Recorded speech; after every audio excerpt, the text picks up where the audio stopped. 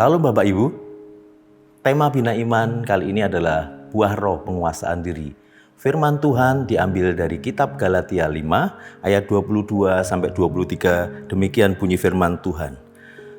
Tetapi buah roh ialah kasih, sukacita, damai sejahtera, kesabaran, kemurahan, kebaikan, kesetiaan, kelemah lembutan, penguasaan diri.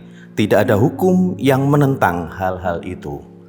Saudara yang terkasih di dalam Tuhan Yesus Kristus, penguasaan diri sangat diperlukan di dalam kehidupan ini. Tanpa penguasaan diri, hidup ini menjadi kacau. Banyak orang akan menjadi rugi, bahkan mengalami kegagalan.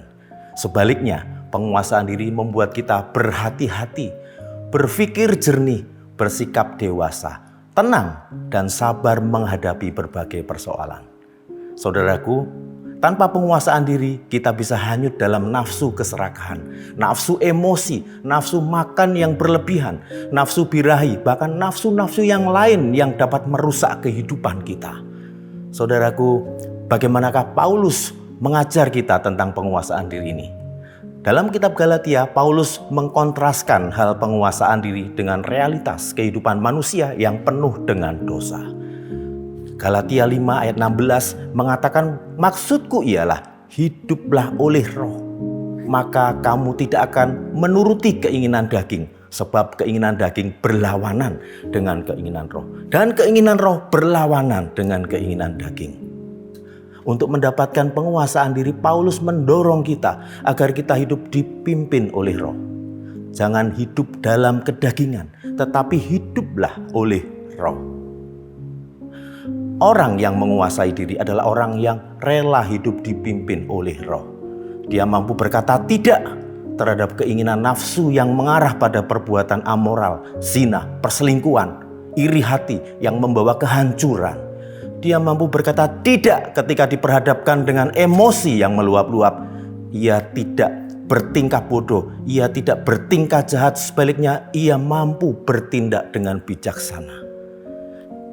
Amsal bilang di dalam ayat pasal yang ke-29 ayat 11 bahwa orang bebal melampiaskan seluruh amarahnya, tetapi orang bijak akhirnya meredahkannya. Jadilah orang bijak. Orang bijak memiliki penguasaan diri. Berikutnya, orang yang menguasai diri dapat mengendalikan lidahnya. Ia tidak mudah marah, tidak suka berkata kotor, dan tidak suka menyakiti orang dengan mulutnya. Rasul Yakobus mengatakan, kita mengenakan kekang pada mulut kuda sehingga ia menuruti kehendak kita. Dengan jalan demikian kita dapat juga mengendalikan seluruh tubuhnya. Demikian juga lidah.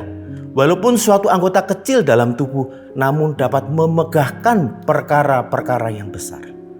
Saudaraku yang terkasih di dalam Tuhan Yesus, Rasul Yakobus mengajar kita agar kita hati-hati menggunakan lidah kita.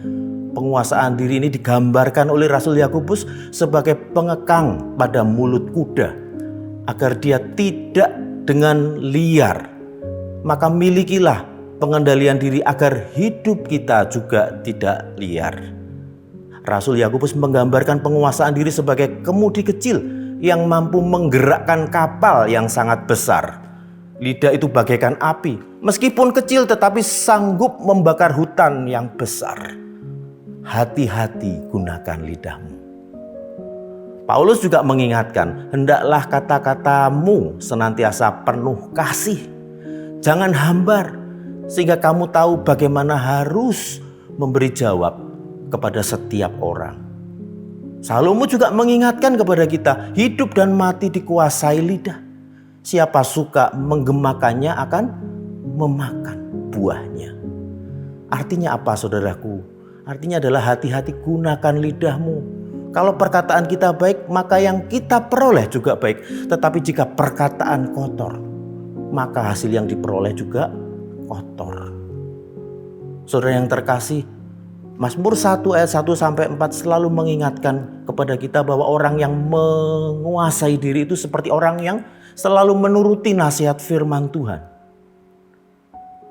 Bahkan dikatakan orang yang menuruti firman adalah orang-orang yang berbahagia. Berbeda dengan orang fasik yang tidak memiliki pengendalian diri.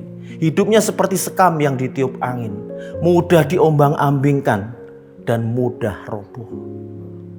Oleh sebab itu, mari kita belajar menguasai diri. Paulus berkata di dalam 1 Korintus 9 ayat 27, tetapi aku melatih tubuhku dan menguasainya seluruhnya, supaya sesudah memberitakan Injil kepada orang lain, jangan aku sendiri ditolak. Mari kita melatih diri, menanamkan kebiasaan yang baik, pikiran yang baik, perkataan yang baik, hati dan tindakan yang memuliakan Tuhan. Mintalah kepada Roh Kudus agar memimpin hidupmu. Hidup menuruti firman setiap hari. Kiranya nama Tuhan saja yang dimuliakan.